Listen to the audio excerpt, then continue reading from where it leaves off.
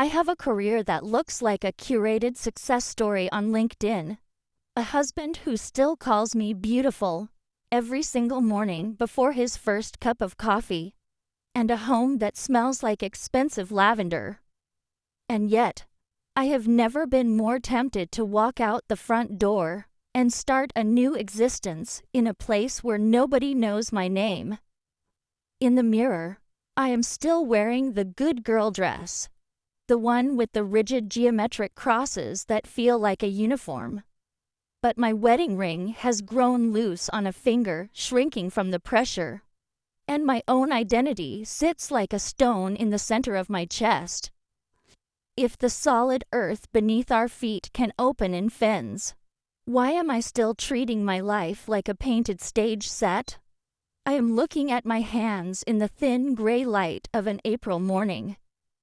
The light in 2026 feels different, unyielding, almost medicinal, filtering through the windows with a cold precision.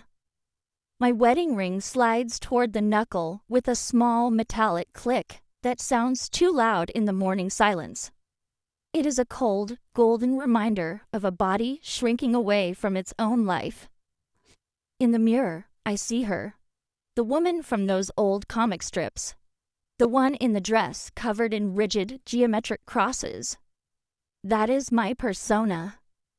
It is the mask I wear to satisfy a world that demands I be the Achi-Letki, the good girl who manages the cognitive load of her professional career and a complex domestic infrastructure without ever letting a single seam show. My husband tells me he loves me before he leaves for the office. He says it with the perkiness of a scheduled landline call from a decade ago, back when we didn't know who was on the other end of the line. He says the words, but his voice is like a leaky faucet in a guest bathroom. Rhythmic, persistent, hollow. Mental illness is no longer a peripheral concern. It is the very architecture we live inside. I am a productivity robot who has forgotten how to say a genuine hello to the person living underneath my own skin. I carry the double burden of a full-time executive role and the invisible, crushing weight of household management. The research says this pressure is burning women out twice as fast as men. But knowing the statistics doesn't make the air in my kitchen any easier to breathe. There is no virtue in advertising one's sadness, but there is no wisdom in denying it either. So I smile back at him. I perform the joy expected of me. But I have been living on the leftovers of institutional approval for so long that the plate is empty. I am not just tired. I am exhausted being this version of myself. It didn't happen during a grand cinematic disaster. There were no sirens, no shattered glass, no sudden endings. It happened on a Tuesday morning while I was staring at a spreadsheet. The refrigerator's hum grew louder, a mechanical scream in the absolute silence of the kitchen. I looked over the screen at the counter.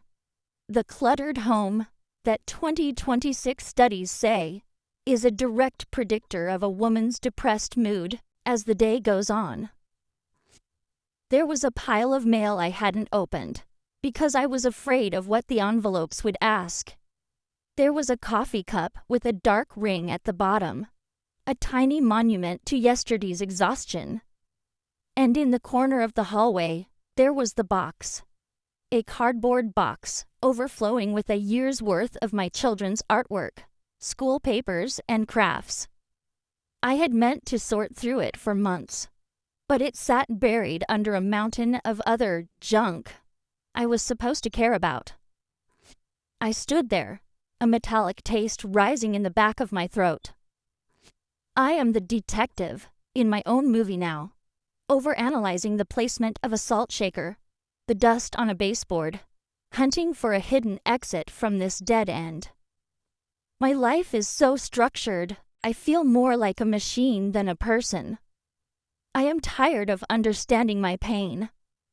I want to stop living inside of it. The move to a foreign country itch hits harder when you are staring at a spreadsheet on a Tuesday morning.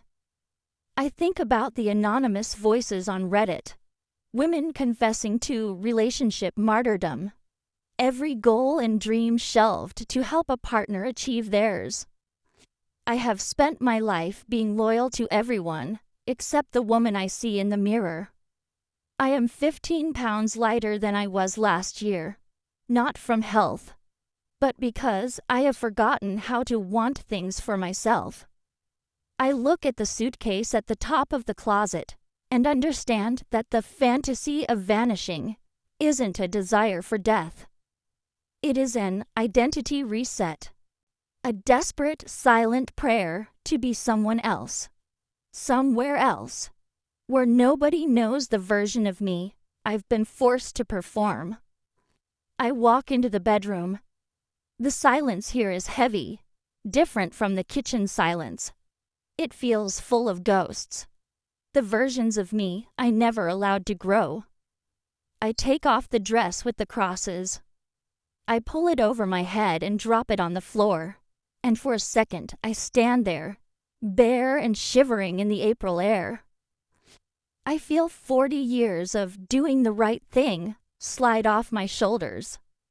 I reach into the back of the closet and pull out a different dress, one with organic winding flowers, a pattern that doesn't follow any grid. When I look back into the mirror, the woman looking back is a stranger, but she is a stranger I recognize. She stopped caring if the neighbors thought she was Bahu material or an Achi lucky. I look at her and find myself pointing at the reflection, at the shadow demanding attention for decades, at the disowned ambition, the too forward ideologies, the hunger for a life not defined by the labels of wife or mother. My voice inside my head is getting louder. I think about the millions of women in those anonymous digital confessional booths, admitting that they love their children but mourn the irrevocable loss of their own freedom. They call it the motherhood paradox, but to me, it just feels like drowning in someone else's expectations.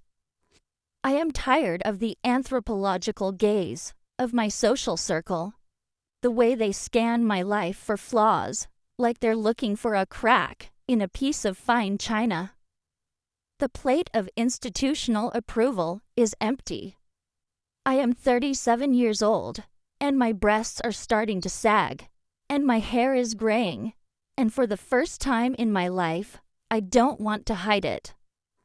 The fantasy of disappearing isn't about ending my life. It's about starting a new one where I am not an appendage or a neutral value in a societal equation. I want to vanish into a found intimacy with the parts of me cast into the darkness to keep everyone else comfortable. I am not choosing to leave. I am choosing to arrive. I stand in the absolute stillness of the room, staring at the bed. The suitcase lies there, open and waiting. A mouth, a white void that could swallow my entire history. I think about the women who actually go, the ones who buy the one-way ticket to a city where the language is a series of beautiful, nonsensical consonants. I imagine a hotel room where nobody knows what I owe them. But then I look at the floor. I remember a line from a story my mother used to read to me. Nothing is safe if the solid earth beneath us can open in fens. If I get on that plane, I am just taking the persona to a different climate. I would still be scanning for flaws in the high-altitude light. The real flight, the real disappearing act, isn't a horizontal move across a map. It is a vertical shift into the truth of who I am right now. I reach out and touch the edge of the suitcase. My wedding ring slides again, but this time I don't push it back. I let it be loose. I let the dark particles of my soul, the ambitions that have nothing to do with domesticity, the hungers that are not maternal, come out into the light. I accept that I am changed and changeable, a human being rather than a homework assignment. I reach down and close the suitcase. I don't pack a single thing. I close it with a small, definitive thud that echoes in the quiet house. I'm not leaving my life. I'm leaving the performance of it. I'm no longer living on the leftovers of approval from people too busy managing their own shadows to see me. I walk back to the kitchen, and the first time, the hum of the refrigerator doesn't sound like a scream. It sounds like a machine doing its job. I am ready to answer the question the April air has been whispering since I woke up. What will you do with another day? Awakening is rarely loud, but it is always decisive. I haven't disappeared. I have finally, after 40 years, arrived.